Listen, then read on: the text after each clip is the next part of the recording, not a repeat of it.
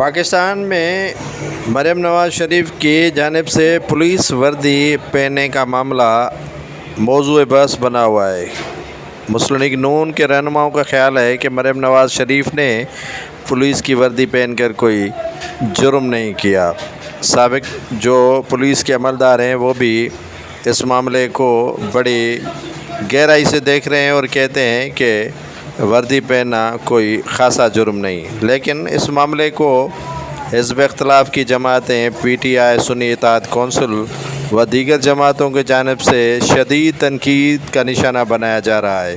ان کا خیال ہے کہ اگر پولیس میں نوکری مریم نواز شریف کو ملی ہے تو مبارکباد ان کو دیتے ہیں۔ پولیس کی وردی پہننا کسی غیر پولیس عملدار کو زیب نہیں دیتا۔ اور مریم نواز شریف نے کس بنا پر پولیس کی وردی پہنی؟ عمر ایوب خان اور ڈاکٹر یاسمین راشد سمیت پی ٹی آئی و سنی اتحاد کونسل کے رہنماؤں نے مریم نواز شریف کو وردی پہننے پر آڑے ہاتھوں لیا ہے اور شدید تنقید کر ڈالی ہے، اور یہ آج کل پاکستان کے مختلف اداروں سمیت پاکستان کی سوشل میڈیا پر بحث عام چھڑ گیا ہے کہ مریم نواز شریف کو پولیس کی وردی پہن کر پاسنگ آؤٹ پریڈ میں نہیں جانا چاہیے تھا۔